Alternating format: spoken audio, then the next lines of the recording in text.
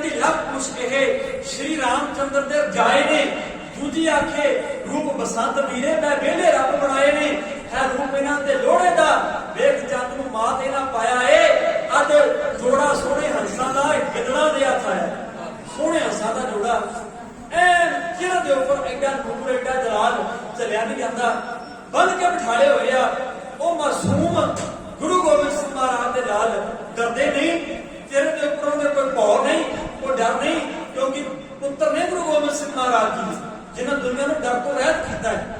दादे ने उसके पोतरे ने जिन्हें अपनी बाणी में कहा भैन नाम को देत न है न पैर मार ध्यान, ना किसी डर रखना है ते ना डर किसी को देना है।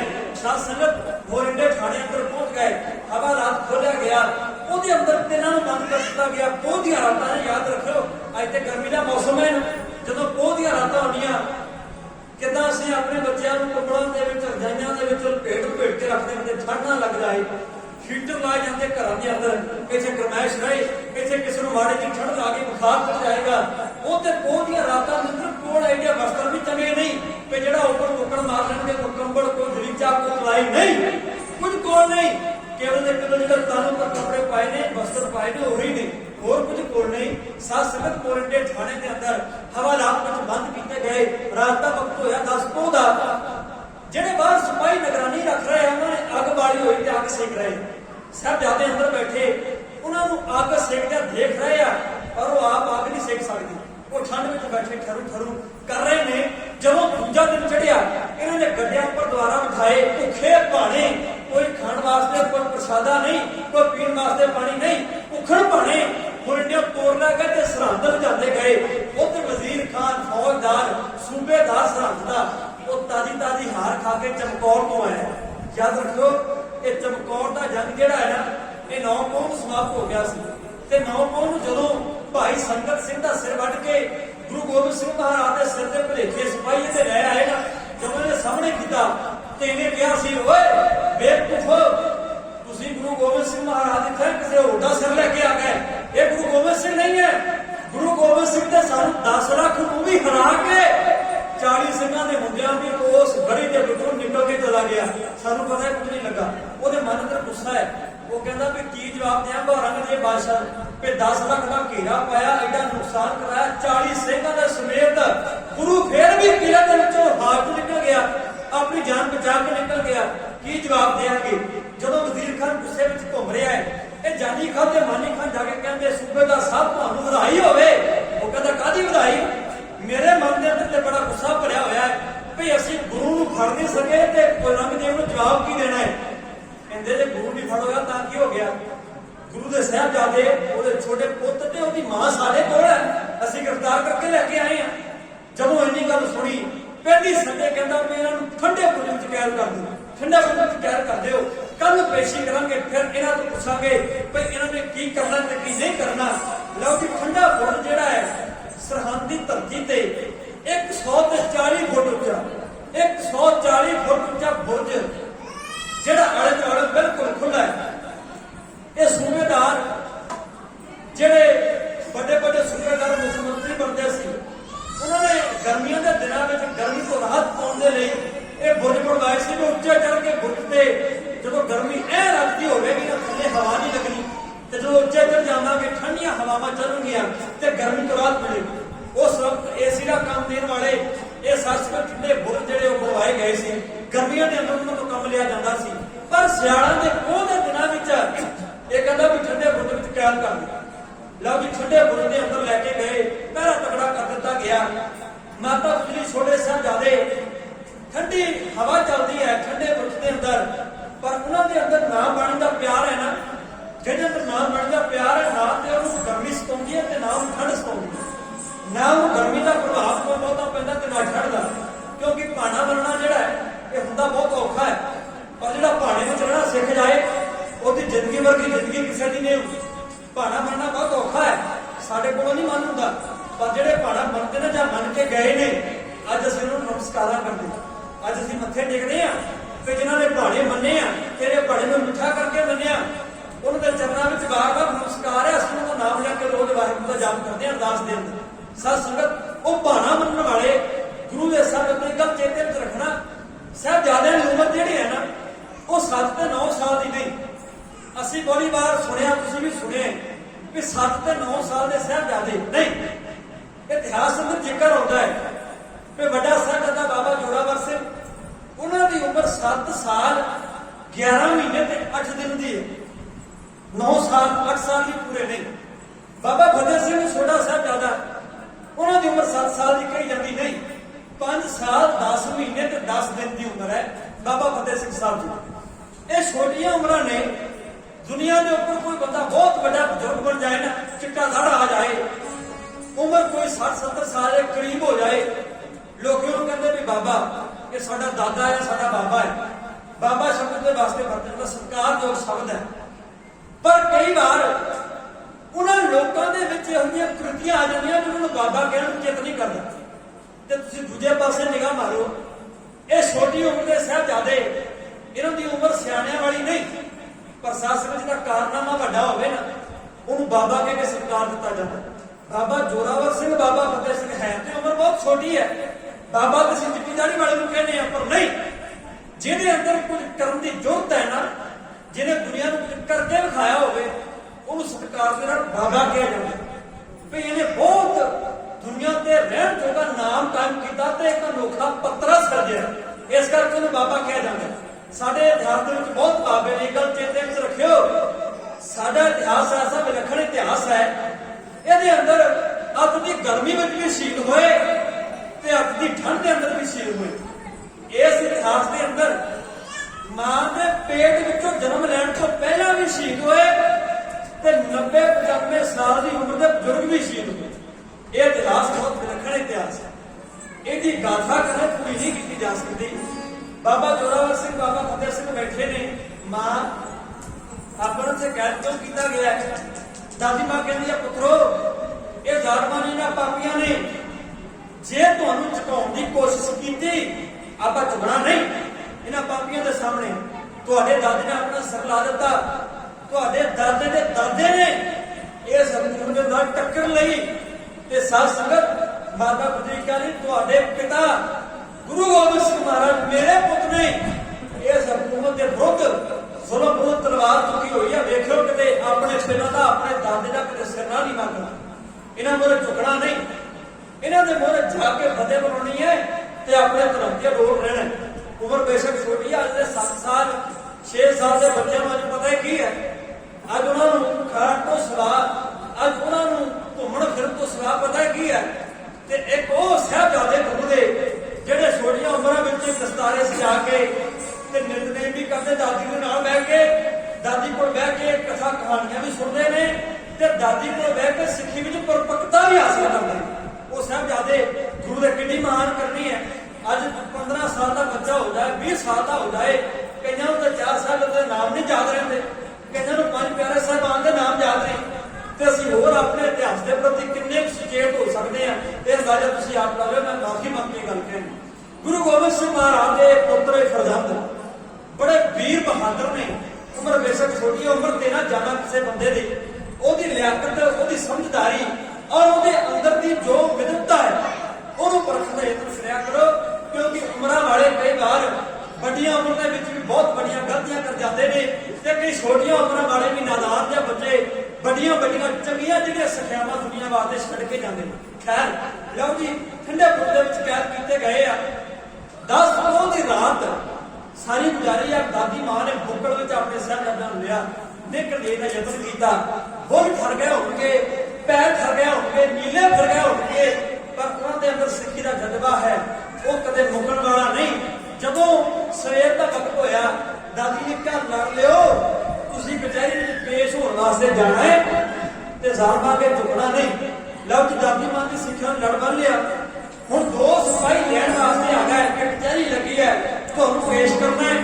ਦਾਦੀ ਮਾਂ ਨੂੰ ਨਾਲ ਨਹੀਂ ਲੈ ਕੇ ਜਾਣਾ, ਕੇਵਲ ਸਾਹਿਬਜ਼ਾਦੇ ਨਾਲ ਜਾਣਗੇ। 2 ਪੁੱਤਰ 2 ਭਰਾ ਲਾੜਲੇ ਨਾਲ ਜਾਣਗੇ। ਲਓ ਜੀ, ਦਾਦੀ ਮਾਂ ਨੇ ਜਦੋਂ ਤੋਰੇ ਨੇ ਆਪਣੇ ਸਾਹਿਬਜ਼ਾਦੇ, ਉਹ ਉਹਨਾਂ ਸਿਪਾਹੀਆਂ ਦੇ ਨਾਲ ਤੁਰਦੇ ਜਾ ਰਹੇ ਨੇ। ਸਿਪਾਹੀ ਪਤਾ ਕੀ ਕਹਿੰਦੇ ਆ? ਉਹ ਬੱਚਿਓ, ਜਦੋਂ ਜਾਣਾ ਨਾ ਖਾਨ ਸਾਹਿਬ ਦੇ ਦਰਬਾਰ ਵਿੱਚ, ਜਾ ਕੇ ਢੁੱਕ ਕੇ ਸਲਾਮ ਕਰਨੀ ਹੈ। ਖਾਨ ਸਾਹਿਬ, ਸੂਬੇਦਾਰ ਸਾਹਿਬ ਨੂੰ ਸਲਾਮ ਕਰਨੀ ਹੈ। ਤੇ ਸਾਹਿਬਜ਼ਾਦਾ ਬਾਬਾ ਜ਼ੋਰਾਵਰ ਸਿੰਘ ਕਹਿਣ ਲੱਗੇ, ਤੁਹਾਨੂੰ ਸਮਝਾਉਣ ਦੀ ਲੋੜ ਨਹੀਂ, ਜੋ ਅਸੀਂ ਕਰਨਾ ਹੈ ਨਾ, ਜੋ ਅਸੀਂ ਕਰਨਾ ਹੈ ਉਹ ਸਾਨੂੰ ਸਾਡੀ ਦਾਦੀ ਨੇ ਸਿਖਾਇਆ ਹੋਇਆ, ਤੁਹਾਨੂੰ ਸਿਖਾਉਣ ਦੀ ਲੋੜ ਨਹੀਂ। ਦਰਵਾਜ਼ੇ ਤੇ ਪਹੁੰਚ ਗਏ, ਵਿੱਚ ਕਚਹਿਰੀ ਲੱਗੀ ਹੋਈ ਹੈ, ਵੱਡਾ ਦਰਵਾਜ਼ਾ ਬੰਦ ਹੈ, ਇੱਕ ਛੋਟਾ ਦਰਵਾਜ਼ਾ ਖੁੱਲਾ ਹੋਇਆ। ਉਹਦਾ ਕਾਰਨ ਕੀ ਹੈ ਕਿ ਜਿਹੜੇ ਇੱਥੋਂ ਲੰਘਣਾ ਉਹ ਮੂੰਹਦਾ ਹੋ ਕੇ ਲੰਘੇ, ਪਹਿਲਾਂ ਆਪਣਾ ਸਿਰ ਅੰਦਰ ਲੰਘਾਏ ਤੇ ਜੁੱਤੀ ਬਾਹਰ ਜਾਏ ਕਿ ਖਾਨ ਸਾਹਿਬ ਨੂੰ ਸਲਾਮ ਹੋ ਗਈ, ਖਾਨ ਸਾਹਿਬ ਨੂੰ ਸਿੱਧਾ ਕਰ ਦਿੱਤਾ, ਸੂਬੇਦਾਰ ਸਾਹਿਬ ਨੂੰ ਸਲਾਮ ਕਰ ਦਿੱਤੀ।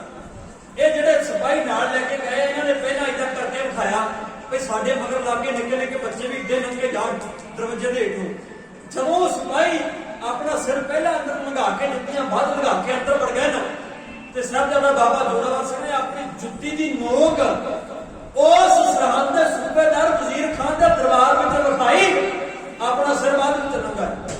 ਛੋਟਾ ਭਰਾ ਜਿਹੜਾ ਨਾਲ ਤੁਰਿਆ ਜਾ ਰਿਹਾ ਬਾਬਾ ਫਤਿਹ ਸਿੰਘ, ਉਹ ਆਪਣੇ ਭਰਾ ਦੇ ਹਮੇਸ਼ਾ ਸਾਨੂੰ ਪੈਰ ਤੇ ਪੈਰ ਧਰ ਕੇ ਤੁਰਦਾ ਹੈ। ਜੋ ਬੜੇ ਭਰਾ ਨੇ ਕੀਤਾ ਉਹ ਛੋਟੇ ਭਰਾ ਨੇ ਉਸੇ ਤਰ੍ਹਾਂ ਜੁੱਤੀ ਅੰਦਰ ਪਹਿਲਾਂ ਲੰਘਾਈ, ਸਿਰ ਬਾਹਰ ਵਿੱਚ ਲੰਘਾਇਆ। ਜਦੋਂ ਗਏ ਕਚਹਿਰੀ ਦੇ ਅੰਦਰ ਜਾਂਦਿਆਂ ਸਾਰ ਹੱਥ ਜੋੜੇ ਤੇ ਗੱਜ ਕੇ ਦੋਵੇਂ ਭਰਾਵਾਂ ਨੇ ਫਤਿਹ ਬੁਲਾਈ, ਕਹਿੰਦੇ ਵਾਹਿਗੁਰੂ ਜੀ ਕਾ ਖਾਲਸਾ ਵਾਹਿਗੁਰੂ ਜੀ ਕੀ ਫਤਿਹ। ਜਦੋਂ ਇੰਨੀ ਗੱਲ ਸੁਣੀ, ਵਜ਼ੀਰ ਖਾਨ ਦੇ ਸੱਤੀ ਕੰਬਣੀ ਅੱਗ ਲਾ ਗਈ।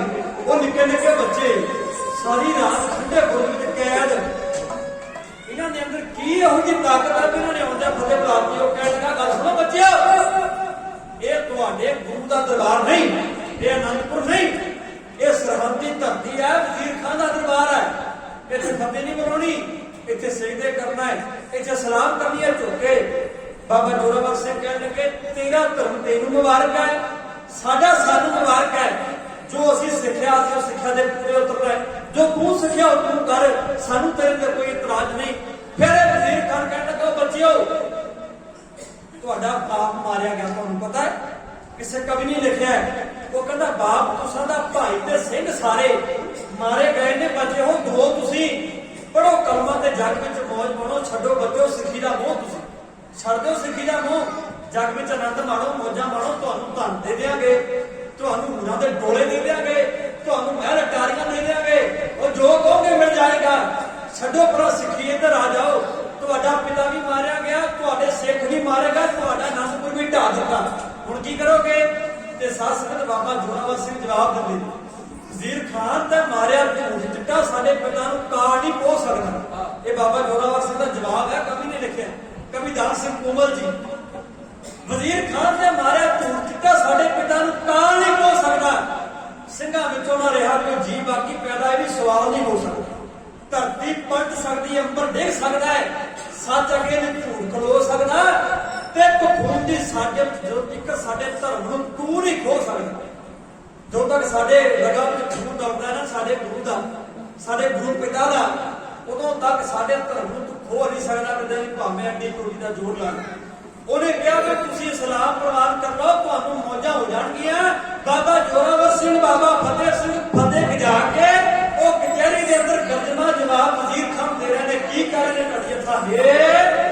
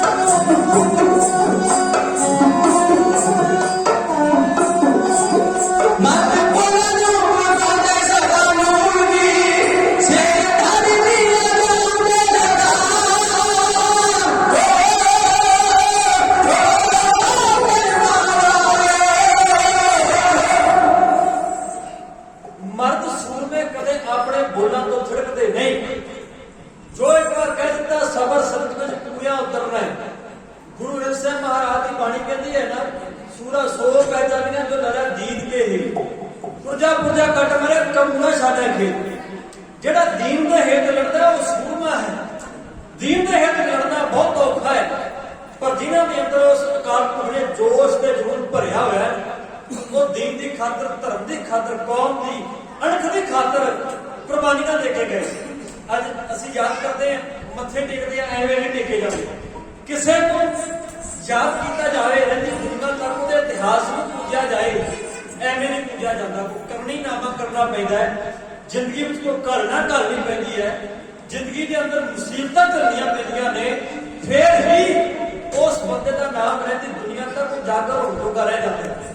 सत संगत बाबा जोरावर सिंह से बाबा फतेह सिंह कहते, ओ वजीर खान तू झूठ मारी जाना, साडे पिता गुरु गोबिंद सिंह महाराज को कोई नहीं मार सकता, वो तो अकाल पुरख है। तू तो की सारी दुनिया एक पासे हो जाए, साडे गुरु पिता को कोई एक भी गाल नहीं बिना कर सकता। ते नाले तो कहना सिख खत्म हो गए, अनंदपुर ढह गया, कदे दुनिया से सिख खत्म नहीं हो सकता। कि सारे पिता ने खालसा पंथ से आया, कदे खत्म नहीं हो सकता। वजीर खान सुन के हैरान हो जा रहा, भाई उम्र बड़ी थोड़ी है, ते गल्लां बहुत वड्डियां ने, ये मनते नहीं। उन्हें कहा भी सलाम प्रदान करो, तुहानू बहुत बड़े बड़े ऐशो राम दे जाएंगे। नहीं, सानू नहीं पता, तेरे ऐशो राम तेरिया नवाबियां ठोकरा मारते हैं बुद्धि की नोक पे।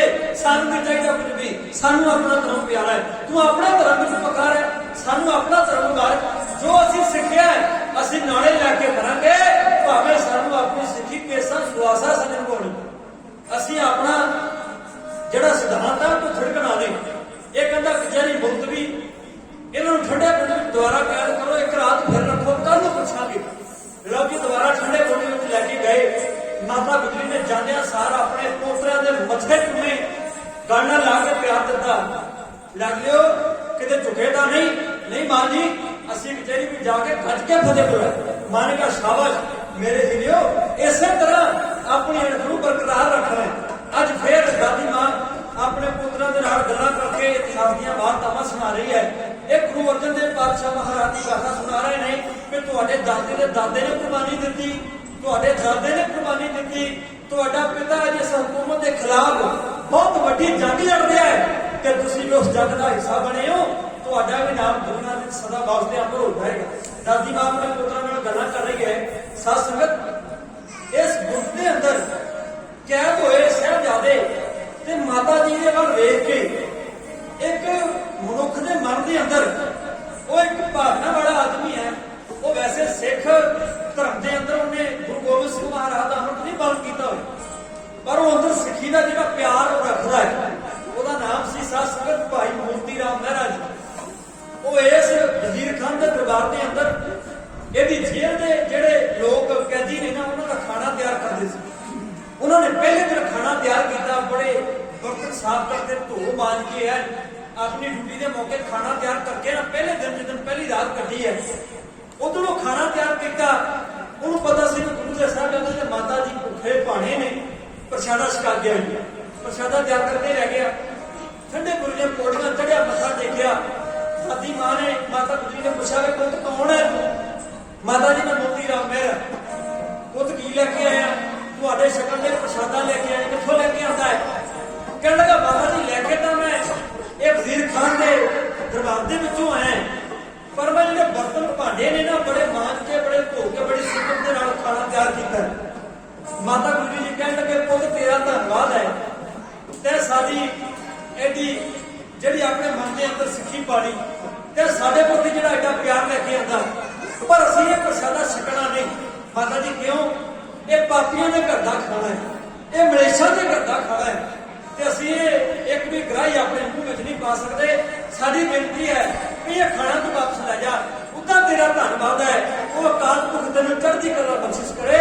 ये माता गुजरी जी ने मोती राम मेहरा जी नूं आखे। फिर वो घरे गया सी वापस ड्यूटी तो, जब वो वेला होया ना अपने घरे गया, घर जाके उदास जिहा सिरा लेके बह गया। ਉਹਦੀ मां ने ਉਹਦੀ घरवाली ने पूछा कि पुत अज इन्ना उदास क्यों है? तेरे चेहरे ते उदासी का कारण? कहता मां की दसा, अज गुरु के साहिबजादे ने गुरु की माता को गिरफ्तार किया हुआ ठंडे पुल के विच।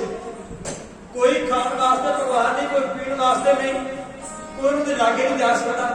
ਸਰਕਾਰ ਨੇ ਇੱਥੋਂ ਤੱਕ ਢੰਡੋਰਾ ਪਿਟਵਾ ਦਿੱਤਾ ਹੈ ਕਿ ਜਿਹੜਾ ਇਸ ਗੁਰੂ ਦੇ ਪਰਿਵਾਰ ਦੀ ਹਮਾਇਤ ਕਰੇਗਾ ਨਾ, ਕੋਈ ਸ਼ਗਨ ਵਾਸਤੇ ਲੈ ਕੇ ਆਏਗਾ, ਉਹਦੇ ਸਾਰੇ ਪਰਿਵਾਰ ਨੂੰ ਜਿਉਂਦੇ ਜੀ ਕੋਲੋਂ ਵਿੱਚ ਪੀੜਾ ਕੇ ਪਤਾ ਲੱਗ ਗਿਆ। ਸਾਧ ਸੰਗਤ, ਬਾਬਾ ਮੋਤੀ ਰਾਮ ਮਹਿਰਾ ਨੇ ਇੰਨੀਆਂ ਗੱਲਾਂ ਕੀਤੀਆਂ। ਉਹਦੀ ਮਾਤਾ ਨੇ ਤੇ ਉਹਦੀ ਘਰਵਾਲੀ ਨੇ ਕਿਹਾ, ਉਦਾਸ ਹੋਣ ਦੀ ਕਿਹੜੀ ਗੱਲ ਹੈ, ਆਪਾਂ ਦੁੱਧ ਗਰਮ ਕਰਦੇ ਹਾਂ, ਦੁੱਧ ਗਰਮ ਕਰਕੇ ਵਿੱਚ ਮਿੱਠਾ ਪਾ ਕੇ ਗੁਰੂ ਦੇ ਪਰਿਵਾਰ ਨੂੰ ਛਕਾ ਕੇ ਆਉਂਦੇ ਆ। ਤੇ ਇੰਨੇ ਜੀ ਭਾਈ ਮੋਤੀ ਰਾਮ ਮਹਿਰਾ ਜਿਹੜਾ ਹੈ ਉਹ ਖੁਸ਼ ਹੋ ਗਿਆ ਵੀ ਹੁਣ ਆਪਣੇ ਗੁਰੂ ਦੇ ਪਰਿਵਾਰ ਦੀ ਕੁਝ ਨਾ ਕੁਝ ਸੇਵਾ ਕਰਕੇ ਮਨ ਨੂੰ ਖੁਸ਼ੀ ਤੇ ਮਿਲੇਗੀ ਨਾ, ਮਨ ਨੂੰ ਆਨੰਦ ਤੇ ਮਿਲੇਗਾ। ਨਾਲੇ ਪਤਾ ਹੈ ਵੀ ਸਰਕਾਰ ਨੇ ਕਿਹਾ ਵੀ ਜਿਹਨੇ ਹਮਾਇਤ ਕੀਤੀ ਉਹਦਾ ਪਰਿਵਾਰ ਕੁੰਡ ਵਿੱਚ ਬੀਜ ਦੇਣਗੇ ਜਿਉਂਦਿਆਂ ਦੀ, ਪਰ ਫਿਰ ਵੀ ਡਰਦੇ ਨਹੀਂ। ਜਿਹਨਾਂ ਨੂੰ ਸਿੱਖੀ ਨਾਲ ਪਿਆਰ ਹੈ, ਭਾਵਨਾ ਹੈ, ਲਓ ਜੀ ਉਹ ਦੁੱਧ ਗਰਮ ਕਰਕੇ ਤੇ ਉਹਨੂੰ ਲੱਗਿਆ ਘਰ ਵਾਲੀ ਨੇ ਆਵਾਜ਼ ਮਾਰੀ, ਕਹਿਣ ਲੱਗੀ ਪਤੀ ਦੇਵ ਪਹਿਲਾਂ ਤੁਸੀਂ ਡਿਊਟੀ ਤੇ ਸੀ, ਤੁਹਾਨੂੰ ਉੱਥੇ ਸਿਪਾਹੀਆਂ ਨੇ ਅੰਦਰ ਜਾਣ ਦੇ ਦਿੱਤਾ, ਹੁਣ ਤੁਸੀਂ ਘਰੇ ਆ ਗਏ ਡਿਊਟੀ ਤੇ, ਤੁਹਾਨੂੰ ਸਿਪਾਹੀਆਂ ਨੇ ਜਾਣ ਨਹੀਂ ਦੇਣਾ, ਕੋਈ ਨਾ ਕੋਈ ਲਾਲਚ ਦੇਣਾ ਪੈਣਾ, ਕੁਝ ਨਾ ਕੁਝ ਮਾਇਆ ਦੇਣੀ ਪੈਣੀ ਹੈ।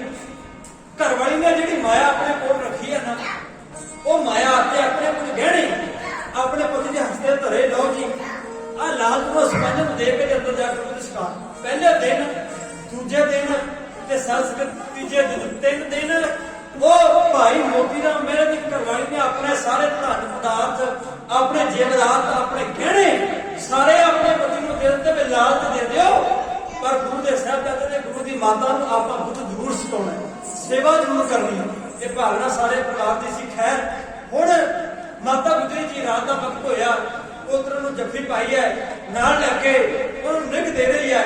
ਸਵੇਰ ਦਾ ਵੇਲਾ ਹੋਇਆ, ਫਿਰ ਆਪਣੇ ਪੁੱਤਰ ਤਿਆਰ ਕੀਤੇ, ਨਿਤਨੇਮ ਕੀਤਾ, ਫਤਿਹ ਬੁਲਾਈ, ਸਿਪਾਹੀ ਆ ਗਏ ਲੈਣ ਦੀ ਖਾਤਰ।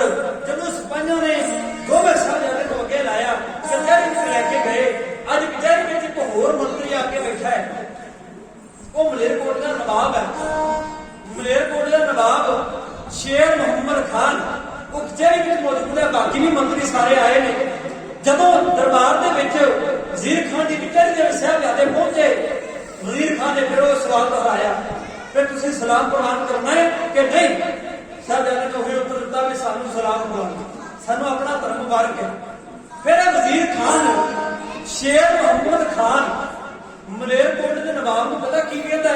ਕਹਿੰਦਾ ਨਵਾਬ ਸਾਹਿਬ ਤੁਹਾਡੇ 2 ਭਰਾ ਨਾਰ ਖਾਨ ਤੇ ਗਨੀ ਖਾਨ ਗੁਰੂ ਗੋਬਿੰਦ ਸਿੰਘ ਨੇ ਚਮਕੌਰ ਦੀ ਧਰਤੀ ਤੇ ਮਾਰੇ ਨੇ ਆਪਣੇ ਤੀਰਾਂ ਦੇ ਨਾਲ, ਤੇ ਕਿਉਂ ਨਾ ਹੁਣ ਗੁਰੂ ਦੀ ਥੈਂ ਗੁਰੂ ਦੇ ਆ ਪੁੱਤ ਜਿਹੜੇ ਆਪਣੇ ਹਿੱਸੇ ਵਿੱਚ ਆ ਗਏ, ਇਹਨਾਂ ਤੋਂ ਬਦਲਾ ਲਿਆ ਜਾਵੇ, ਇਹਨਾਂ ਨੂੰ ਆਪ ਮਾਰ ਕੇ ਬਦਲਾ ਲੈ ਲਓ ਆਪਣੇ ਭਰਾਵਾਂ ਦਾ।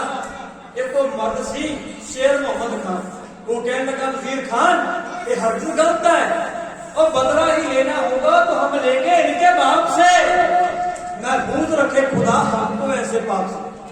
ये अल्लाह यार खान जो ने लिखा रही उन्हें क्या हो बैर मेरा गुरु गोबिंद सिंह ने गाड़ वो मासूम बच्चे का की कसूर है, मैं इन्होंने क्यों मारा?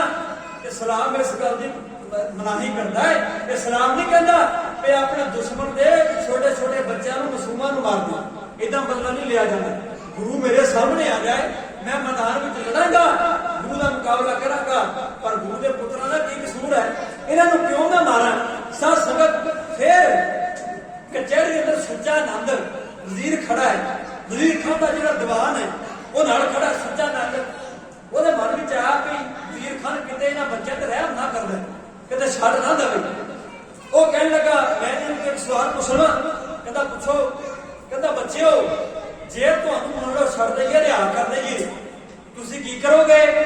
बाबा जोरावर सिंह कहने लगे असीं जावांगे जंगलां विच, असीं करांगे अपने सिंहां नूं अपने भाइयां नूं इकट्ठे, असीं करांगे शस्त्र तैयार, ते जदों तक तुहाडा जुल्मी राज नहीं ना मुकदा तुहाडे नाल उदों तक जंग विच मुकाबला करांगे, लड़ांगे तुहाडे नाल।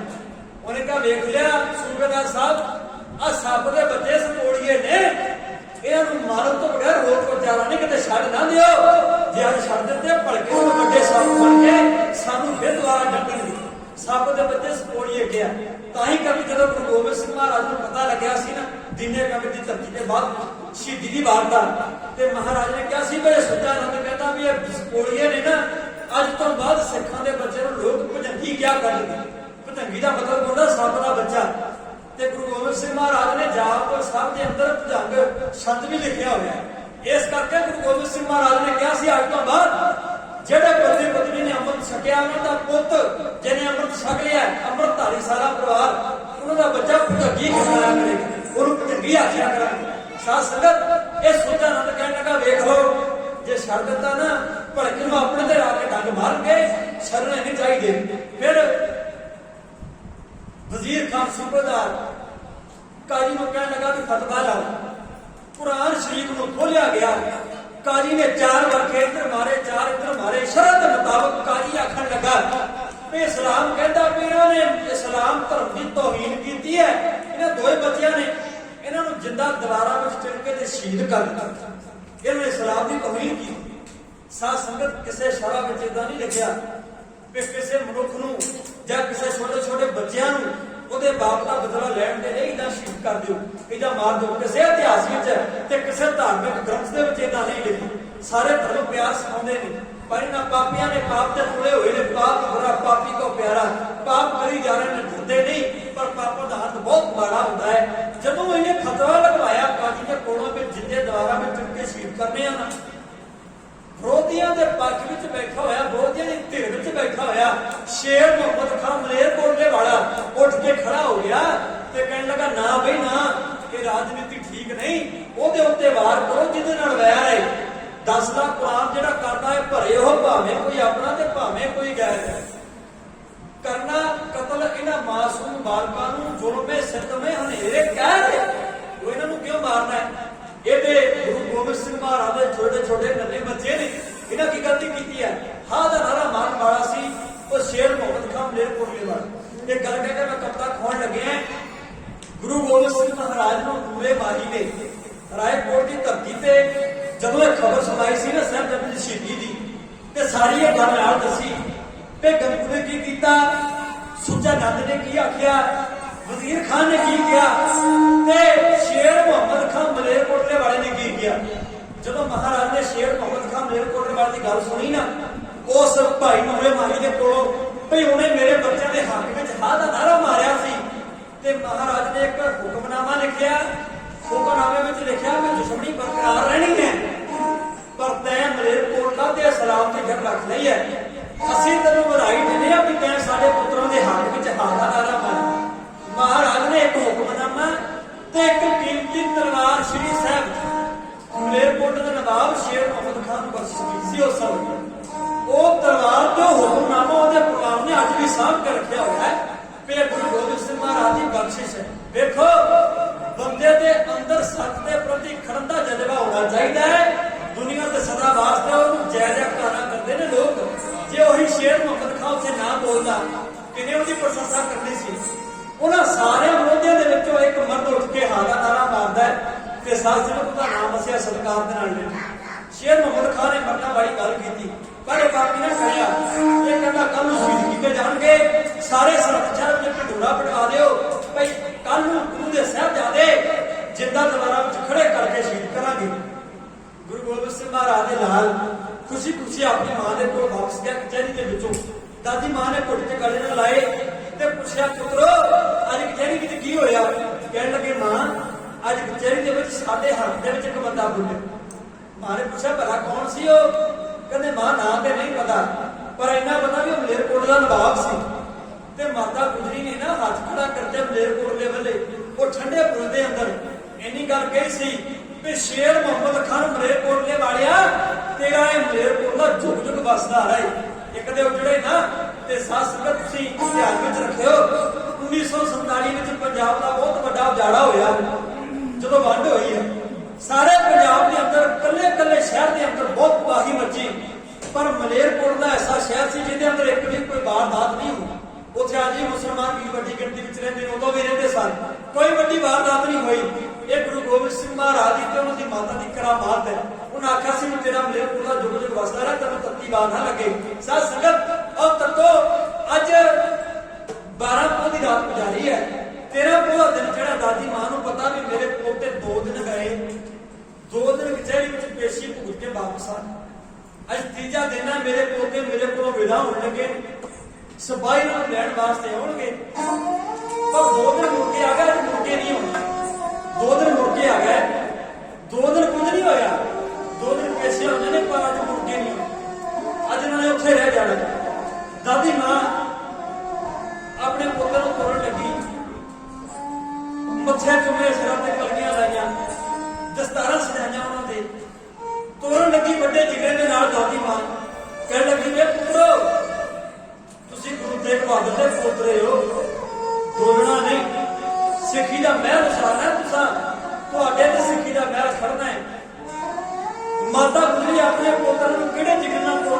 दादी दस सकती है कि जो पोते अपने सदा वास्ते तोड़ना हो पता हो मैंने मुड़ के आना ही नहीं ते दिल में किड्डा पत्थर रखा होगा जब बूहे के पहुंचे ना तुरन लगे सिपाही लैन आ गए ते बापू सोहण सिंह सीतल साहब ने पता नहीं किहड़े खूंजे विच लैके किहड़े सीने विचों शब्द निकले उन्हें आख्या उन्हें लिखिया अपनी कलमबंद की है उन्हें आख्या तुर पै दोवें लाडले जद फतेह बुला के वार आखिरी मां के चरनी हाथ ला के बूहे विचों परत के बोले मुस्का के मां उਡੀਕਾਂਗੇ ਅਸੀਂ सचखंड विच जाके पर ना होना तुसां ने बहुता चर ला के थक ना जाइए अम्मीए ਅਸੀਂ औंसियां पा के साडा चित नहीं लगना मां मरदे आना नहीं तो रसूल फतेह सिंह तेरा जी बचाना मां ने रुस जाना तू मगरे आ जा दादी मां अपने पुत्रों को कहती पुत्रो अपने पुत्रों तो बगैर मामा ने भला दुनिया से की करना मामा ने दुनिया से जी के की करना जो पुत्ते कोल नहीं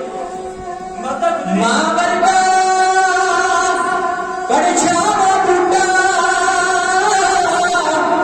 जे मैनू किधरे नजर ना आए जिस को लेके शान उतारी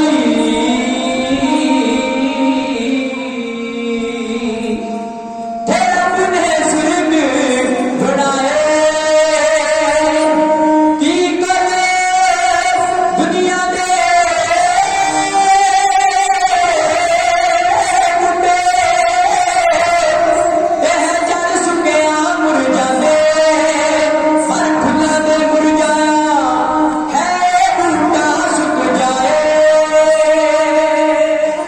माता गुजरी ਜਦੋਂ ਆਪਣੇ ਪੋਤੇ ਫਤਿਹ ਸਿੰਘ ਨੂੰ ਪਾਲਦੀ ਸੀ ਨਾ ਉਦੋਂ ਪੋਤਰਾ 2 ਸਾਲ ਦਾ ਸੀ ਉਹਦੀ ਮਾਤਾ ਜੀਤੋ ਜੀ ਕਾਰਜ ਚਲਾਣਾ ਕਰ ਗਏ ਦਾਦੀ ਨੇ ਆਪਣੇ ਪੋਤਰੇ ਨੂੰ ਪਾਲਣਾ ਸ਼ੁਰੂ ਕੀਤਾ ਜਦੋਂ ਕਿਤੇ ਫਤਿਹ ਸਿੰਘ ਨੇ ਵੇਖਣਾ ਕਿ ਮੇਰੀ ਮਾਂ ਨਹੀਂ ਇੱਥੇ ਦਾਦੀ ਮਾਂ ਨੇ ਬੜਾ ਜ਼ੋਰ ਲਾਉਣਾ ਮੇਰਾ ਚਿੰਨ ਕਿਸੇ ਹੋਰ ਪਾਸੇ ਪੈ ਜਾ ਉਹਨੂੰ ਖੇਲਣ ਵਾਸਤੇ ਖਿਡੌਣੇ ਦੇਣੇ ਭਾਈ ਚੋਪਾ ਸਿੰਘ ਨੇ ਭਾਈ ਰਾਣਾ ਸਿੰਘ ਨੇ ਆਪਣੀ ਪਿੱਠ ਦੇ ਉੱਪਰ ਬਿਠਾ ਕੇ ਘੋੜੇ ਵਾਂਗ ਝੁੰਗੇ ਦੇਣੇ ਕਦੇ ਉਹਨੂੰ ਚੰਗੇ ਚੰਗੇ ਪਕਵਾਨ ਛਕਣ ਵਾਸਤੇ ਦੇਣੇ ਪਰ ਫਤਿਹ ਸਿੰਘ ਇੱਕੋ ਗੱਲ ਕਹਿੰਦਾ ਸੀ ਮੈਨੂੰ ਕੁਝ ਨਹੀਂ ਚਾਹੀਦਾ ਮੈਨੂੰ ਮੇਰੀ ਮਾਂ ਚਾਹੀਦੀ ਮੈਨੂੰ ਮੇਰੀ ਮਾਂ ਲੈ ਕੇ ਦਿਓ। ਇੱਕ ਦਿਨ ਫਿਰ ਮਾਤਾ ਗੁਜਰੀ ਨੇ ਕਹਿ ਦਿੱਤਾ ਪੁੱਤ ਤੇਰੀ ਮਾਂ ਸੱਚਖੰਡ ਗਈ ਹੁਣ 2 ਸਾਲ ਦੀ ਉਮਰ ਬੱਚੇ ਨੂੰ ਕੀ ਪਤਾ ਵੀ ਸੱਚਖੰਡ ਕੀ ਹੁੰਦਾ ਹੈ ਤੇ ਬਾਬਾ ਫਤਿਹ ਸਿੰਘ ਕਹਿਣ ਲੱਗਾ ਮਾਂ ਜੇ ਮੇਰੀ ਮਾਂ ਸੱਚਖੰਡ ਗਈ ਹੈ ਤਾਂ ਮੈਂ ਵੀ ਸੱਚਖੰਡ ਜਾਣਾ ਦਾਦੀ ਮਾਂ ਕਹਿਣ ਲੱਗੀ ਵੇ ਪੁੱਤ ਜੇ ਤੂੰ ਸੱਚਖੰਡ ਜਾਏਗਾ ਤਾਂ ਤੇਰੀ ਦਾਦੀ ਨੇ ਕਿਹੜਾ ਇੱਥੇ ਰਹਿਣਾ ਮੇਰੀ ਦਾਦੀ ਤੇਰੇ ਨਾਲ ਜਾਊਗੀ ਜਦੋਂ ਪੋਤਰਾ ਨੇ ਬੂਹੇ ਵਿੱਚੋਂ ਪਰਤ ਕੇ ਆਵਾਜ਼ ਮਾਰੀ ਨਾ ਦਾਦੀ ਮਾਂ ਚਿਰ ਨਹੀਂ ਲਾਉਣਾ ਸਾਡੇ ਮਗਰੇ ਆ ਜੀ ਸਾਡਾ ਚਿਰ ਨਹੀਂ ਲੱਗਣਾ ਤੇ ਦਾਦੀ ਮਾਂ ਅੱਗੋਂ ਕਹਿੰਦੀ ਚਲੋ ਮੇਰੇ ਹੀਰਿਓ ਮੈਂ ਮਗਰੇ ਆ ਪੁੱਤਾਂ ਬਾਝੋਂ ਚੁੰਗੀਆਂ ਕੱਲ ਸੁਣੀਆਂ ਮਾਮਾ ਪੁੱਤਰਾਂ ਦਿਵਾਲੇ ਰਾਮ ਕਰ ਮਾਮਾ ਦੀਆਂ ਵਾਹਾਂ ਮਾਂ ਪੁੱਤ ਦਾ ਰਿਸ਼ਤਾ ਜੋ ਚਾਨਣ ਪਰਛਾਵਾਂ ਜਿੱਧਰੇ ਉੱਤੇ ਹੱਸ ਉੱਤੇ ਜਾਂਦੀਆਂ ਸ਼ਾਮਾਂ ਤੋਰ ਕਰਦੀਆਂ ਰੌਣਕਾਂ ਮੈਂ ਸੁਰਗ ਵਸਾਵਾਂ ਮੈਂ ਸੁਰਗ ਨੂੰ ਵਸਾਉਣਾ ਤੇ ਆਪਣੇ ਘਰ ਦੀਆਂ ਰੌਣਕਾਂ ਮਿਲਵਾ ਕਰ ਦੇਣੀਆਂ ਨੇ ਮਾਤਾ ਗੁਜਰੀ ਆਪਣੇ ਪੋਤੇ ਨੂੰ ਤੋਰਨ ਲੱਗੀ ਆਪਣੀ ਨੂੰਹ ਰਾਣੀ ਜੀਤੋ ਰਾਣੀ ਨੂੰ ਚੇਤੇ ਕੀਤਾ ਜਿਹੜੀ 2 ਸਾਲ ਦੇ ਛੋਟੇ ਪੁੱਤ ਨੂੰ ਛੱਡ ਕੇ ਕਾਲ ਚਲਾਣਾ ਕਰ ਗਏ ਸੀ ਸਵਰਗਾਂ ਵਿੱਚੋਂ ਆਵਾਜ਼ ਮਾਰ ਕੇ ਜੀਤੋ ਰਾਣੀ ਨੇ ਕਿਤੇ 2 ਮਿੰਟ ਉਧਾਰੇ ਲੈ ਕੇ ਆ ਵੇਖ ਅੱਜ ਤੇਰੇ ਪੁੱਤ ਲਾੜੀ ਮੌਤ ਨੂੰ ਵਿਆਹਣ ਚੱਲੇ ਨੇ ਤੁਰਨ ਲੱਗੇ ਨੇ ਅੱਜ ਇਹਨਾਂ ਪੁੱਤਰਾਂ ਨੂੰ ਟੋ ਵੇਖ ਇਹਨਾਂ ਦੇ ਸਿਰਾਂ ਤੇ ਕਲਗੀਆਂ ਸੋਭਾ ਪਾ ਰਹੀਆਂ ਨੇ ਅੱਜ ਵੇਖ ਇਹ ਤਾਂ ਜਿਹਨਾਂ ਦਾ ਤੂੰ ਵੀ ਚੱਲਿਆ ਜਾ ਰਿਹਾ ਕੀ ਕਹਿ ਰਹੀ ਹੈ ਦਾਦੀ ਮਾਂ ਸਵਰਗ ਵਿੱਚ ਬੈਠੀ ਹੈ ਆਪਣੀ ਨੂੰਹ ਰਾਣੀ ਜੀਤੋ ਨੂੰ ਉਸ ਸਮੇਂ ਦਾ ਹਾਲ ਢੱਡੀਆਂ ਥਾ ਕੁਝ ਹੈ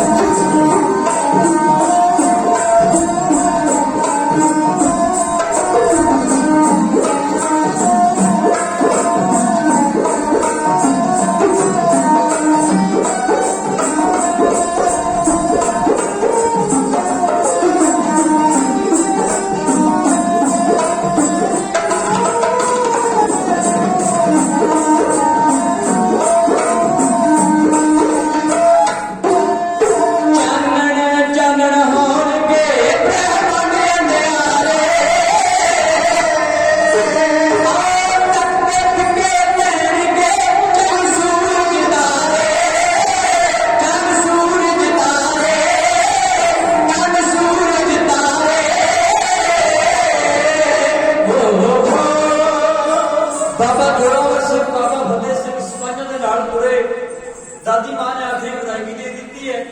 ਠੰਡੇ ਬੁਰਜ ਤੋਂ ਤੁਰੇ ਕਚਹਿਰੀ ਵਿੱਚ ਆਣ ਕੇ ਦਾਖਲ ਹੋਏ। ਉੱਥੇ ਸਰਹੰਦ ਦੇ ਲੋਕਾਂ ਨੂੰ ਢਿੰਡੋਰਾ ਪਟਵਾਇਆ ਗਿਆ ਭਾਈ ਸਾਰੇ ਜਾਣੇ ਵੇਖਣ ਆਓ, ਗੁਰੂ ਗੋਬਿੰਦ ਸਿੰਘ ਜਿਹੜਾ ਹਕੂਮਤ ਦਾ ਬਾਗੀ ਹੈ ਉਹਦੇ ਪੁੱਤਰਾਂ ਦਾ ਸਰਕਾਰ ਨੇ ਹਸ਼ਰ ਕੀ ਕਰਨਾ, ਸਾਰੇ ਵੇਖਣ ਵਾਸਤੇ ਆਓ।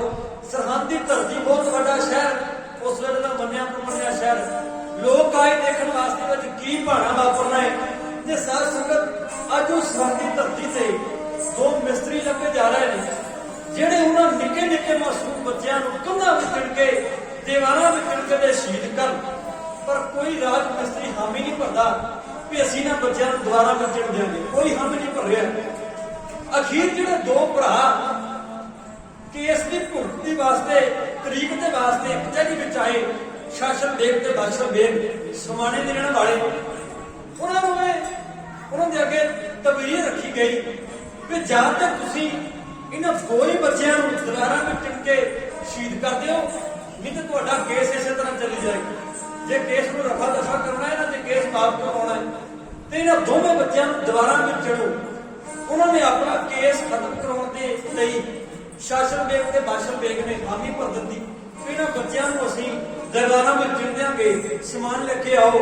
ਬਾਬਾ ਜੋਰਾਵਰ ਸਿੰਘ, ਬਾਬਾ ਫਤਿਹ ਸਿੰਘ, ਕਲਗੀਧਰ ਦੇ ਲਾਲ, ਕਲਗੀਧਰ ਦੇ ਦੁਲਾਰੇ, ਉਹ ਸੂਰਬੀਰ ਯੋਧੇ, ਉਹ ਮਰਦ, ਉਹ ਬਹਾਦਰ, ਉਹ ਮਹਾਨ ਕੌਮ ਦੇ ਬਾਬੇ ਜਿਨ੍ਹਾਂ ਨੇ ਇਸ ਕੌਮ ਦੀ ਇਮਾਰਤ ਨੂੰ ਉਸਾਰਨ ਦੇ ਵਾਸਤੇ ਇਹਦੀਆਂ ਨੀਹਾਂ ਦੇ ਵਿੱਚ ਆਪਣਾ ਹੱਡ, ਆਪਣਾ ਮਿੱਝ, ਆਪਣਾ ਗਾਰਾ ਪਾ ਕੇ ਆਪਣੀਆਂ ਕੁਰਬਾਨੀਆਂ ਦੇ ਕੇ ਇਸ ਸਿੱਖੀ ਦੇ ਮਹਿਲ ਨੂੰ ਦੁਨੀਆ ਦੇ ਉੱਪਰ ਬਹੁਤ ਮਜ਼ਬੂਤ ਥੰਮਾਂ ਦੇ ਨਾਲ ਬਣਾਇਆ। ਇਹ ਕੋਈ ਛੋਟੀ ਮੋਟੀ ਬਾਤ ਨਹੀਂ। ਇਹ ਇਤਿਹਾਸ ਜਿਹੜੇ ਨੇ ਕੇਵਲ ਸੁਣਨ ਵਾਸਤੇ ਜਾਂ ਗਾਉਣ ਵਾਸਤੇ ਨਹੀਂ ਹੁੰਦੇ, ਇਹ ਮਹਿਸੂਸ ਕਰਨ ਦੇ ਲਈ ਹੁੰਦੇ ਨੇ ਕਿ ਕੀ ਉਦੋਂ ਵਾਪਰਿਆ ਹੋਵੇਗਾ, ਕਿਹੋ ਜਿਹਾ ਮਾਹੌਲ ਹੋਵੇਗਾ, ਕਿਹੜਾ ਜਿਗਰਾ ਉੱਥੇ ਉਸ ਵਕਤ ਦਾਦੀ ਦਾ ਹੋਵੇਗਾ ਤਾਂ ਕਿਹੜਾ ਪੌਦਿਆਂ ਦਾ ਹੋਵੇਗਾ। ਤੇ ਸਾਨੂੰ ਕੁਝ ਨਾ ਕੁਝ ਪਤਾ ਲੱਗੇ ਵੀ ਅਸੀਂ ਕਿੱਥੇ ਖੜ ਗਏ ਤੇ ਉਹਨਾਂ ਸਾਨੂੰ ਕਿੱਥੇ ਪਹੁੰਚਾਉਣਾ ਸੀ। ਬਸ ਇੱਥੇ ਆ ਕੇ ਗੱਲ ਮੁੱਕ ਜਾਂਦੀ ਹੈ ਵੀ ਅਸੀਂ ਕਿੱਥੇ ਖੜ ਗਏ ਤੇ ਸਾਨੂੰ ਪਹੁੰਚਣਾ ਕਿੱਥੇ ਚਾਹੀਦਾ ਸੀ। ਉਹ ਦੋਵੇਂ ਸੂਰਮੇ, ਦੋਵੇਂ ਜਰਨੈਲ, ਮੈਂ ਜਲਦੀ ਨਾਲ ਆਖਰੀ ਕਵਿਤਾ ਖੋਣ ਲੱਗੀ ਹੈ। ਸਰਹੰਦ ਦੀ ਧਰਤੀ ਤੇ ਅਨੋਖਾ ਕਹਿਰ ਵਾਪਰਨ ਲੱਗਿਆ ਹੈ। ਅੱਜ ਹੁਕੂਮਤ, ਅੱਜ ਉਹ ਸਰਕਾਰ ਕਹਿਰ ਪਾਕ ਢਾਉਣ ਲੱਗੀ ਹੈ। ਮਾਸੂਮ ਬੱਚੇ ਖੜੇ ਕੀਤੇ ਗਏ, ਚੂਨਾ ਲਿਆਂਦਾ ਗਿਆ, ਇੱਟਾਂ ਲਿਆਂਦੀਆਂ ਗਈਆਂ, ਦੀਵਾਰਾਂ ਵਿੱਚ ਚਿਣੇ ਜਾਣ ਲੱਗੇ। ਦਾਦੀ ਮਾਂ ਦੇ ਦੋ ਉਹ ਰੋਸ਼ਨ ਤਾਰੇ, ਉਹ ਲੜੀ ਦੇ ਦੋ ਕੀਮਤੀ ਮੋਤੀ, ਉਹ ਹੀਰਿਆਂ ਵਰਗੇ, ਉਹ ਮੋਤੀਆਂ ਵਰਗੇ, ਉਹ ਹੰਸਾਂ ਵਰਗੇ ਲਾਲ, ਉਹ ਚਿਹਰੇ ਉੱਪਰ ਜਿਹਨਾਂ ਦਾ ਨੂਰ ਨਹੀਂ ਚੱਲਿਆ ਜਾਂਦਾ, ਚੰਦ ਨੂੰ ਜਿਹਨਾਂ ਮਾਤ ਪਾਈ। ਅੱਜ ਉਹ ਦੋਵੇਂ ਪੁੱਤ ਖੜੇ ਨੇ ਦੀਵਾਰਾਂ ਦੇ ਵਿੱਚ, ਦੀਵਾਰ ਜਿਹੜੀ ਜਾ ਰਹੀ ਹੈ ਉਹ ਦੀਵਾਰ ਨਹੀਂ, ਅਸਲ ਵਿੱਚ ਉਹ ਸਿੱਖੀ ਦਾ ਮਹਿਲ ਉਸਰ ਰਿਹਾ ਹੈ। ਤੇ ਸਿੱਖੀ ਦਾ ਮਹਿਲ ਉਸਾਰਨ ਦੇ ਲਈ ਸਾਡੇ ਸੂਰਬੀਰ ਯੋਧਿਆਂ ਨੇ ਉਮਰ ਭਾਵੇਂ ਜਿੰਨੀ ਮਰਜ਼ੀ ਸੀ ਕਿੰਨੀ ਕੁਰਬਾਨੀ ਕੀਤੀ ਹੈ। ਆਖਰੀ ਕਵਿਤਾ ਸਰਵਣ ਕਰਿਓ। ਸਰਹੰਦ ਦੀ ਧਰਤੀ ਲੋਕਾਂ ਦੀਆਂ ਮੂੰਹ ਵਿੱਚ ਉਂਗਲਾਂ ਪੈ ਗਈਆਂ, ਪਰ ਕਿਸੇ ਦੇ ਵਿੱਚ ਐਡਾ ਹੌਸਲਾ ਤੇ ਐਡਾ ਹਰਾ ਨਹੀਂ ਕਿ ਹਕੂਮਤ ਦੇ ਸਾਹਮਣੇ ਖੜ ਕੇ ਉਹਨਾਂ ਨੂੰ ਵੰਗਾਰ ਲੈ। ਨਹੀਂ, ਸਾਰੇ ਮਜਬੂਰ ਨੇ, ਡਰਦੇ ਨੇ, ਸਾਰੇ ਮਾੜੇ ਨੇ, ਕੋਈ ਵੀ ਉੱਥੇ ਅੱਗੇ ਆਵਾਜ਼ ਨਹੀਂ ਚੁੱਕ ਸਕਦਾ। ਤੇ ਸਾਥ ਸਾਰੇ ਵੇਖ ਸਕਦੇ ਨੇ ਤੇ ਵੇਖ ਕੇ ਰੋ ਸਕਦੇ ਨੇ, ਰੋ ਕੇ ਵੈਰਾਗ ਕਰ ਸਕਦੇ ਨੇ, ਆਪਣੇ ਸੀਨੇ ਦੇ ਅੰਦਰੋਂ ਦਰਦ ਨੂੰ ਸਮੋਰ ਸਕਦੇ ਨੇ। ਪਰ ਉਸ ਹਕੂਮਤ ਦੇ ਅੱਗੇ ਜ਼ੋਰ ਕਿਸੇ ਦਾ ਨਹੀਂ ਚੱਲਦਾ। ਜਿਸੀ ਕੀ ਸਰਕਾਰ ਹੈ ਤਿਸੀ ਕਾ ਸਭ ਕੋਏ। ਉਹਨਾਂ ਪਾਪੀਆਂ ਨੇ ਕਿਵੇਂ ਦੀਵਾਰਾਂ ਵਿੱਚ ਚਿਣ ਕੇ ਸਾਡੇ ਨੂੰ ਸ਼ਹੀਦ ਕਰਨਾ ਸ਼ੁਰੂ ਕੀਤਾ। ਲੋ ਆਖਰੀ ਕਵਿਤਾ ਹੈ। ਸਰਹੰਦ ਦੀ ਧਰਤੀ ਤੇ ਪਾਪ ਹੋਣ ਲੱਗਿਆ ਹੈ, ਸਰਹੰਦ ਦੀ ਧਰਤੀ ਤੇ ਕਹਿਰ ਵਾਪਰਨ ਲੱਗਿਆ ਹੈ। ਉਹ ਕਹਿਰ ਕਿਵੇਂ ਵਾਪਰਿਆ? ਉਹ ਹੀਰਿਆਂ ਵਰਗੇ ਲਾਲ, ਹੀਰਿਆਂ ਵਰਗੇ ਮੋਤੀ ਅੱਜ ਦੀਵਾਰਾਂ ਵਿੱਚ ਕਿਵੇਂ ਚਿਣੇ ਗਏ, ਉਹਨਾਂ ਨੂੰ ਕਿਵੇਂ ਬਾਅਦ ਵਿੱਚ ਜਵਾ ਕੀਤਾ ਗਿਆ। ਉਹਨਾਂ ਲਾਈਨਾਂ ਦਾ ਵਰਣਨ ਤੁਹਾਡੀ ਅੱਖਾਂ ਮੁੰਡੇ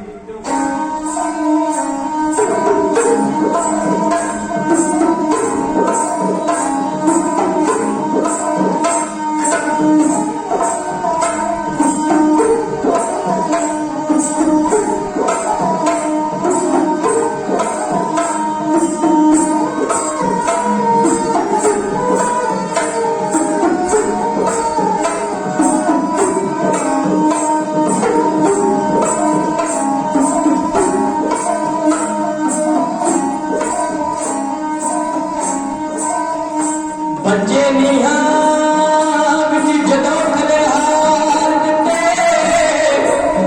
ਤੇ ਸਾਊ ਮੁਗਲਾਂ ਪਠਾਈਆਂ ਰੋ ਪਈਆਂ। ਪਾਏ ਵੈਣ ਕਬੂਤਰੀ ਅਲੜੇ ਚੋਂ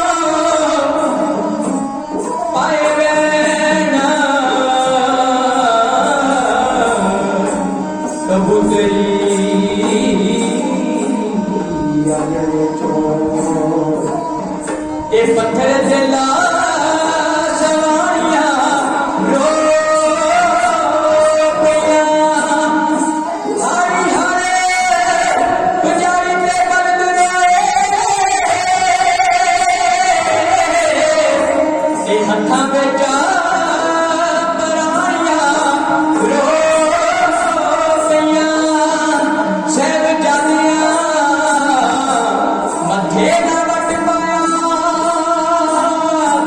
ਸੀ ਆਕਾਸ਼ ਭਾਵੇਂ ਥਰਥਰਾ ਗਿਆ ਨੇਚਰ ਆਈ ਉਦਾਸੀ ਨਾ ਚਿਹਰਿਆਂ ਤੇ ਮੁੜਕਾ ਪੱਥਰਾਂ ਦੇ ਸੀਨੇ ਆ ਗਿਆ ਤੇ ਮੁੜਕਾ ਪੱਥਰਾਂ ਦੇ ਸੀਨੇ ਆ ਗਿਆ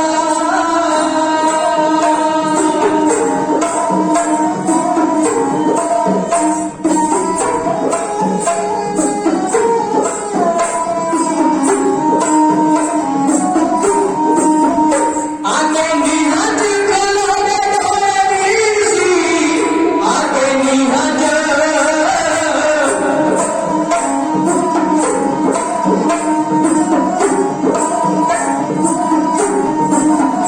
ਆਗੇ ਨੀਹਾਂ ਚ ਖਲੋਗੇ ਦੋਵੇਂ ਵੀਰ ਸੀ ਆਗੇ ਨੀਹਾਂ ਚ ਖਲੋਗੇ ਦੋਵੇਂ ਵੀਰ ਸੀ ਚਾਰ ਮਾਨੇ ਇੱਟਾਂ ਜਿਣ ਕੇ ਲਾਈਆਂ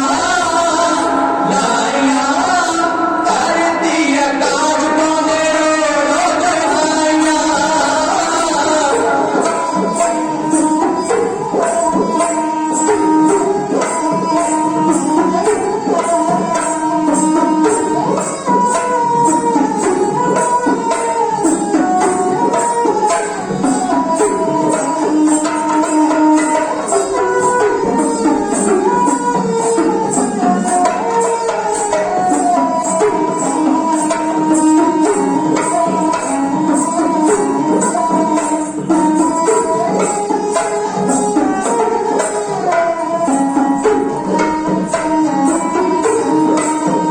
ਕੰਧ ਜਦੋਂ ਗੋਡਿਆਂ ਦੀ ਗਿਆਈ ਕੰਧ ਜਦੋਂ ਗੋਡਿਆਂ ਦੀ ਗਿਆਈ ਦੇਸੀ ਮਾਰ ਗੋਡੇ ਛਿੱਲ ਤੇ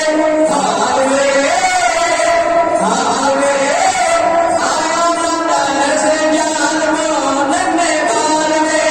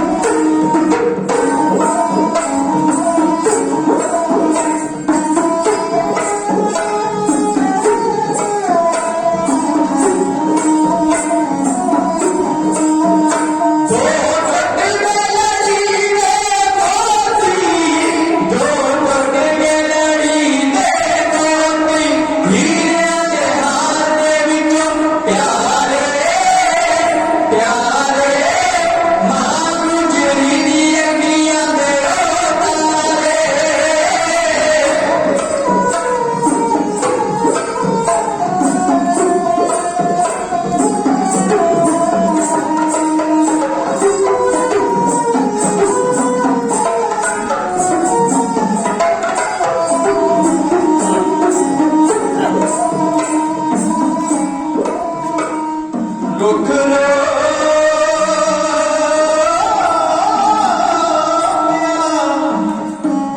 ਰੁੱਖ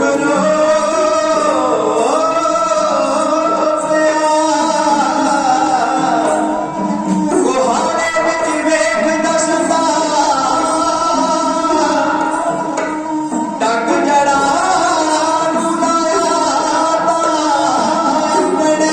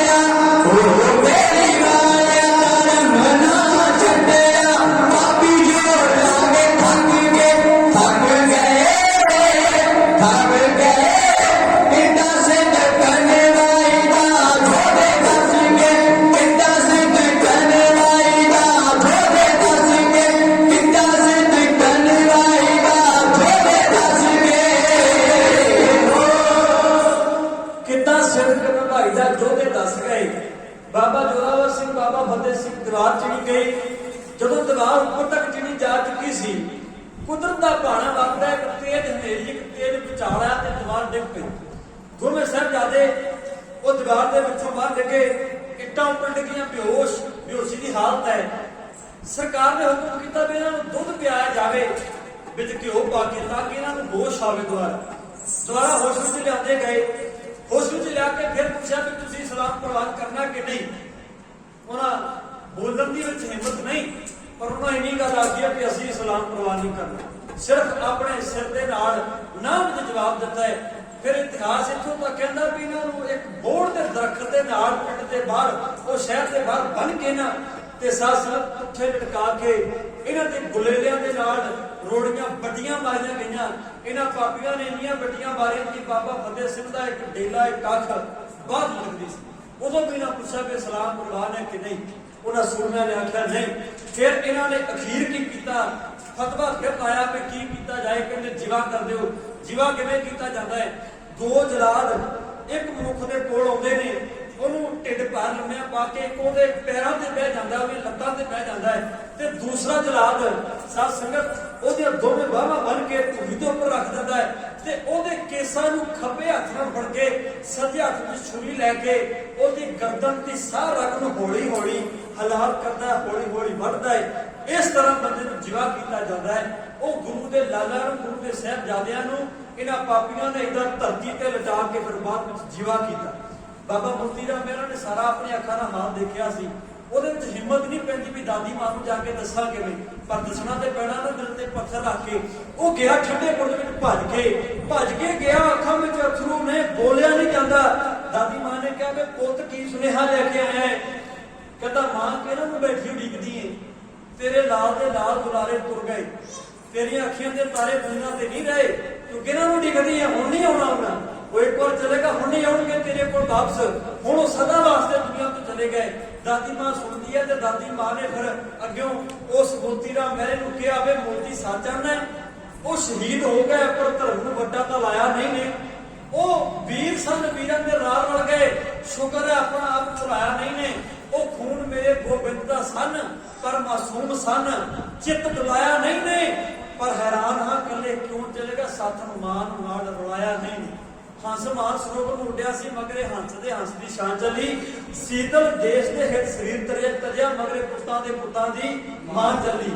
ਉਹ ਮਾਂ ਨੇ ਕਿਹਾ ਸੀ ਕਿ ਪੁੱਤਰੋ ਤੁਹਾਡੇ ਨਾਲੇ ਪੈਸਾ ਲਿਖਣ ਨੂੰ ਆ ਜਾਣਾ।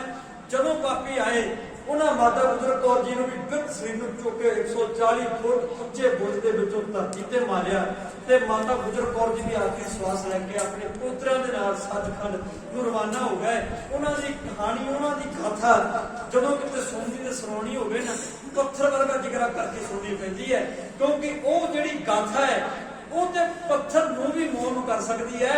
ਅਸੀਂ ਤੇ ਫਿਰ ਇਨਸਾਨ ਆ, ਸਾਡੇ ਤੇ ਅੰਦਰ ਫਿਰ ਵੀ ਦਿਲ ਧੜਕਦੇ ਨੇ। ਅਸੀਂ ਤੇ ਪਰਿਵਾਰਾਂ ਵਾਲੇ ਆ, ਜਿਹੜੇ ਪਰਿਵਾਰਾਂ ਵਿੱਚ ਗ੍ਰਸਤੀ ਰਹਿੰਦੇ ਉਹਨਾਂ ਨੂੰ ਪਤਾ ਹੈ ਕਿ ਧੀਆਂ ਦਾ, ਪੁੱਤਰਾਂ ਦਾ, ਮਾਪਿਆਂ ਦਾ ਪਿਆਰ ਕਿਹੋ ਜਿਹਾ ਹੁੰਦਾ ਹੈ। ਜਦੋਂ ਪਿਆਰ ਕਿਤੇ ਟੁੱਟ ਜਾਏ ਫਿਰ ਕਿਹੋ ਜਿਹੀ ਸੱਟ ਵੱਜਦੀ ਸੀਨੇ ਤੇ, ਇਹ ਉਹੀ ਜਾਣ ਸਕਦਾ ਜਿਹਦੇ ਨਾਲ ਕਦੇ ਵਾਪਰਿਆ ਹੋਵੇ। ਗੁਰੂ ਕਿਰਪਾ ਕਰੇ। ਇੱਕ ਵਾਰ ਤਾਂ ਸਾਹਿਬਜ਼ਾਦਿਆਂ ਦੀ, ਮਾਤਾ ਗੁਜਰ ਕੌਰ ਜੀ ਦੀ ਮਹਾਨ ਕੁਰਬਾਨੀ ਦਾ ਧਿਆਨ ਕਰਕੇ ਸਾਰੇ ਆਪੋ ਜੀ ਸਤਿਨਾਮ ਸ੍ਰੀ ਵਾਹਿਗੁਰੂ। ਤੁਹਾਡੇ ਚਰਨਾਂ ਵਿੱਚ ਇੱਕੋ ਬੇਨਤੀ ਹੈ ਕਿ ਇਤਿਹਾਸ ਨੂੰ ਸੁਣਦੇ ਸੁਣਦੇ ਇੱਥੋਂ ਤੱਕ ਸੁਣੀਏ, ਸਾਡੇ ਅੰਦਰ ਸਿੱਖੀ ਦਾ ਪਿਆਰ ਹੋਰ ਵੱਧ ਜਾਏ। ਅਸੀਂ ਗੁਰੂ ਗ੍ਰੰਥ ਸਾਹਿਬ ਮਹਾਰਾਜ ਦੇ ਨਿਸ਼ਚੇ ਤੇ ਚੱਲੀਏ, ਅਸੀਂ ਗੁਰੂ ਗ੍ਰੰਥ ਸਾਹਿਬ ਮਹਾਰਾਜ ਜੀ ਨੂੰ ਸਮਰਪਿਤ ਹੋ ਕੇ ਚੱਲੀਏ, ਅਸੀਂ ਮਹਾਰਾਜ ਦੀ ਸੋਚ ਦੇ ਅਨੁਸਾਰ ਚੱਲੀਏ। ਇਹ ਮੈਨੂੰ ਹੁਕਮ ਹੋਇਆ ਸੀ ਬੀਬੀ ਬਲਦੀਸ਼ ਕੌਰ ਜੀ ਹੋਣਾ ਵੱਲੋਂ ਵਿਸ਼ੇਸ਼ ਤੌਰ ਤੇ ਕਿ ਛੋਟੇ ਸਾਹਿਬ ਦਾ ਪ੍ਰਸੰਗ ਵੀ ਸਰਵਣ ਕਰਵਾਉਣਾ ਹੈ, ਤਾਂ ਕਿ ਬੱਚਿਆਂ ਨੂੰ ਕੁਝ ਪਤਾ ਲੱਗੇ ਕਿ ਸਾਡਾ ਇਤਿਹਾਸ ਕੀ ਹੈ, ਵਿਲੱਖਣਤਾ ਕੀ ਹੈ, ਉਹ ਕੁਝ ਸਿੱਖ ਸਕਣ। ਸਾਧ ਸੰਗਤ ਇਤਿਹਾਸ ਤੋਂ ਬੰਦੇ ਨੇ ਸਿੱਖਣਾ ਹੁੰਦਾ। ਉਹਨਾਂ ਮੈਨੂੰ ਆਖਿਆ ਵੀ ਜਿੰਨਾ ਸਮਾਂ ਲੱਗਦਾ ਹੈ ਤੁਸੀਂ ਇਸ ਪ੍ਰਸੰਗ ਨੂੰ ਚੰਗੇ ਵਿਸਥਾਰ ਦੇ ਢੰਗ ਦੇ ਨਾਲ ਸੰਗਤ ਦੇ ਸਾਹਮਣੇ ਰੱਖਿਓ। ਉਹਨਾਂ ਦੇ ਹੁਕਮ ਦੇ ਅਨੁਸਾਰ ਮੈਂ ਗੁਰੂ ਗ੍ਰੰਥ ਸਾਹਿਬ ਮਹਾਰਾਜ ਦੇ ਚਰਨਾਂ ਦਾ ਨਿਮਾਣੇ ਜੇ ਆਪਣੇ ਜੱਥੇ ਨੂੰ ਨਾਲ ਲੈ ਕੇ ਯਤਨ ਕੀਤਾ ਵੀ ਉਹਨਾਂ ਦੀਆਂ ਇਸ਼ਾਵਾਂ ਦੇ ਪੂਰੇ ਉਤਰ ਸਕੀਏ। ਗੁਰੂ ਗ੍ਰੰਥ ਸਾਹਿਬ ਮਹਾਰਾਜ ਜੀ ਕਿਰਪਾ ਕਰਨ, ਮਹਾਰਾਜ ਇਸੇ ਤਰ੍ਹਾਂ ਸੇਵਾ ਲੈਣ। ਸਾਰੀ ਸੰਗਤ ਦਾ ਬਹੁਤ ਬਹੁਤ ਧੰਨਵਾਦ। ਤੁਸੀਂ ਸਾਰੇ ਮੇਰੇ ਆਪਣੇ ਹੋ, ਤੁਸੀਂ ਸਾਰੇ ਮੇਰੇ ਵੱਡੇ ਹੋ, ਮੇਰੇ ਸਤਿਕਾਰਯੋਗ ਹੋ। ਤੁਸੀਂ ਬਹੁਤ ਸਾਰਾ ਮਾਣ ਸਤਿਕਾਰ ਭੇਜਿਆ। ਅਸੀਂ ਇਹ ਮਾਣ ਸਤਿਕਾਰ ਦੇ ਕਾਬਲ ਨਹੀਂ। ਮੈਂ ਤੁਹਾਡੇ ਇਸ ਕਦਮ ਬੰਨੇ ਧੰਨਵਾਦ ਕਰਦਾ, ਦਿਲੋਂ ਧੰਨਵਾਦ ਕਰਦਾ। ਬਹੁਤ ਅਸੀਸਾਂ, ਬਹੁਤ ਪਿਆਰ ਤੁਸੀਂ ਬਖਸ਼ਿਸ਼ ਕਰਦੇ ਹੋ। ਗੁਰੂ ਗ੍ਰੰਥ ਸਾਹਿਬ ਮਹਾਰਾਜ ਜੀ ਕਿਰਪਾ ਕਰਨ, ਸਾਰੀ ਸੰਗਤ ਨੂੰ ਚੜ੍ਹਦੀ ਕਲਾ ਬਖਸ਼ਿਸ਼ ਕਰਨ। ਸਤਿਕਾਰਯੋਗ ਸਰਦਾਰ ਬਲਦੇਵ ਸਿੰਘ ਜੀ, ਬੀਬੀ ਬਲਦੀਸ਼ ਕੌਰ ਜੀ, ਸਾਰੇ ਪਰਿਵਾਰ ਜਿਨ੍ਹਾਂ ਨੇ ਸ੍ਰੀ ਅਖੰਡਪੁਰ ਸਾਹਿਬ ਪਰਸੋਂ ਤੋਂ ਪ੍ਰਾਰੰਭ ਕਰਵਾਇਆ ਭੋਗਤਾ ਮਹਾਂਪੁਰਖਾਂ ਦੇ ਸਥਾਨਾਂ ਤੇ ਗੁਰੂ ਗ੍ਰੰਥ ਸਾਹਿਬ ਮਹਾਰਾਜ ਦੀ ਬਾਣੀ ਦਾ ਸ਼ੁਕਰਾਨਾ ਕੀਤਾ ਹੈ, ਮਹਾਰਾਜ ਦੀ ਬਾਣੀ ਦਾ ਉਲਟ ਕੇ ਆਸਰਾ ਲਿਆ।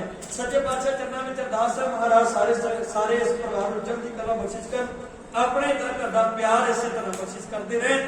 ਬਹੁਤ ਬਹੁਤ ਸਾਰੀ ਸੰਗਤ ਦਾ ਧੰਨਵਾਦ ਇਸ ਪਰਿਵਾਰ ਦਾ ਔਰ ਗੁਰੂ ਕੇ ਜੀਵਨ ਦਾ ਬੜਾ ਧੰਨਵਾਦ। ਕੋਟਾਨਪੁਰ ਸ਼ੁਕਰਾਨਾ ਹੈ ਗੁਰੂ ਗ੍ਰੰਥ ਸਾਹਿਬ ਮਹਾਰਾਜ ਜੀ ਦਾ, ਜਿਨ੍ਹਾਂ ਨੇ ਆਪ ਸੇਵਾ ਲਈ ਹੈ। ਉਹਨਾਂ ਭੁੱਲਾਂ ਦੀ ਖਿਮਾ ਕਰਦੇ ਹੋ, ਇਤਿਹਾਸ ਬੋਲਦੇ ਆ, ਗੁਰਬਾਣੀ ਬੋਲਦੇ ਆ, ਇੱਕ ਨਹੀਂ ਅਨੇਕਾਂ ਪ੍ਰਕਾਰ ਦੀਆਂ ਭੁੱਲਾਂ ਹੁੰਦੀਆਂ ਨੇ। ਗੁਰੂ ਸਾਹਿਬ ਬਖਸ਼ਣਯੋਗ ਨੇ, ਗੁਰੂ ਕੀ ਸੰਗਤ ਬਖਸ਼ਣਯੋਗ, ਆਪ ਜੀ ਨੇ ਬਖਸ਼ ਲੈਣਾ। ਸੌਣ ਵਾਲੇ ਵੀਰ ਦਾ ਧੰਨਵਾਦ, ਸਾਰੀ ਸੰਗਤ ਦਾ ਫਿਰ ਤੋਂ ਧੰਨਵਾਦ। ਕੋਟਾਨਪੁਰ ਸ਼ੁਕਰਾਨਾ ਗੁਰੂ ਗ੍ਰੰਥ ਸਾਹਿਬ ਮਹਾਰਾਜ ਜੀ ਦਾ। ਸਾਰੀ ਸੰਗਤ ਇੱਕ ਵਾਰ ਸਮੁੱਚਾ ਅਰਦਾਸਾ ਕਰੋ, ਆਖੋ ਜੀ ਨਾਨਕ ਨਾਮ ਚੜ੍ਹਦੀ ਕਲਾ ਤੇਰੇ ਭਾਣੇ ਸੇ ਸਦਾ ਭਲਾ। ਵਾਹਿਗੁਰੂ ਜੀ ਕਾ ਖਾਲਸਾ, ਵਾਹਿਗੁਰੂ ਜੀ ਕੀ ਫਤਿਹ। ਵਾਹਿਗੁਰੂ ਜੀ ਕਾ ਖਾਲਸਾ, ਵਾਹਿਗੁਰੂ ਜੀ ਕੀ ਫਤਿਹ। ਗਿਆਨੀ ਸੁਖਵਿੰਦਰ ਸਿੰਘ ਜੀ ਜੋ ਕਿ ਤੁਹਾਡੇ ਇੱਥੋਂ ਲੈ ਕਰਕੇ ਸਿੱਖ ਸੰਗਤ ਦੀ ਸੇਵਾ ਕੀਤੀ ਹੈ, ਪੂਰੇ ਇਤਿਹਾਸ ਦੇ ਨਾਲ ਜਾਣੂ ਕਰਵਾਇਆ ਹੈ ਕਿ ਕਿੱਦਾਂ ਛੋਟੇ ਸਾਹਿਬਜ਼ਾਦਿਆਂ ਦੀ ਸ਼ਹੀਦੀ ਹੋਈ ਹੈ। ਬੜੇ ਸੁਚੱਜੇ ਢੰਗ ਦੇ ਨਾਲ ਵਿਸਥਾਰਪੂਰਵਕ ਸਮਝਾਇਆ ਗਿਆ ਹੈ ਤੇ ਇਹਨਾਂ ਦਾ ਬਹੁਤ ਬਹੁਤ ਧੰਨਵਾਦ ਕੀਤਾ ਜਾਂਦਾ ਹੈ, ਜਿਨ੍ਹਾਂ ਦੇ ਕਿ